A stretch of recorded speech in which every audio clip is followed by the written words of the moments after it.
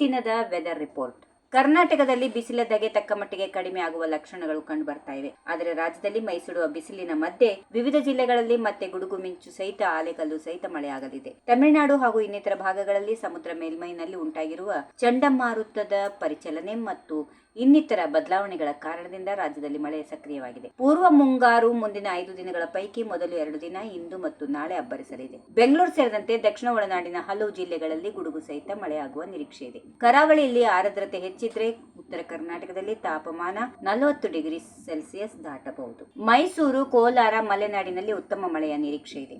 ದಕ್ಷಿಣ ಕನ್ನಡ, ಉಡುಪಿ ಮತ್ತು ಉತ್ತರ ಕನ್ನಡ ಜಿಲ್ಲೆಗಳಲ್ಲಿ ಒಂದೆರಡು ಸ್ಥಳಗಳಲ್ಲಿ ಇಂದು 30 ರಿಂದ 40 ಕಿಲೋಮೀಟರ್ ವೇಗದ ಗಾಳಿಯೊಂದಿಗೆ ಗುಡುಗು ಸಹಿತ ಮಳೆಯಾಗಲಿದೆ. ಇನ್ನುಳಿದಂತೆ ಉಡುಪಿ ಮತ್ತು ಉತ್ತರ ಕನ್ನಡ ಜಿಲ್ಲೆಯ ಅನೇಕ ಭಾಗಗಳಲ್ಲಿ ಬಿಸಿ ತೇವಾಂಶದ ವಾತಾವರಣ ಮುಂದುವರಿಯಲಿದೆ. ಹಾಗೆಯೇ ಉತ್ತರ ಒಳನಾಡಿನ ಬೆಳಗಾವಿ, ಧಾರವಾಡ, ಬಾಗಲಕೋಟೆ, ವಿಜಯಪುರ, ಕಲಬುರಗಿ, ಗದಗ ಜಿಲ್ಲೆಗಳಲ್ಲಿ ಗಂಟೆಗೆ 40 ರಿಂದ 50 ಕಿಲೋಮೀಟರ್ ವೇಗದಲ್ಲಿ ಬಿರುಗಾಳಿ ಸಹಿತ ಮಳೆಯಾಗಲಿದೆ. ಆಲೆಕಲ್ಲು ಸಹ ಬೀಳಬಹುದು. ಅಷ್ಟೇ ಅಲ್ಲ, ಬೀದರ್, ರಾಯಚೂರು, ಹಾವೇರಿ, ಕೊಪ್ಪಳ, ಯಾದಗಿರಿ ಭಾಗಗಳಲ್ಲಿ ಬಿರುಗಾಳಿ ಸಹಿತ ಮಧ್ಯಮ ಮಳೆಯಾಗಬಹುದು. ಶಿವಮೊಗ್ಗ, ಚಿಕ್ಕಮಗಳೂರು, ಹಾಸನ, ಕೊಡಗು, ದಾವಣಗೆರೆ, ಮೈಸೂರು, ಚಾಮರಾಜನಗರ ಈ ಜಿಲ್ಲೆಗಳಲ್ಲಿ ಒಂದೆರಡು ಸ್ಥಳಗಳಲ್ಲಿ ಬಿರುಗಾಳಿ ಸಹಿತ ಹಗುರದಿಂದ ಸಾಧಾರಣ ಮಳೆಯಾಗಬಹುದು. ಉಳಿದ ಜಿಲ್ಲೆಗಳಲ್ಲಿ ಒಣ ಹವೆ ಇರಲಿದೆ.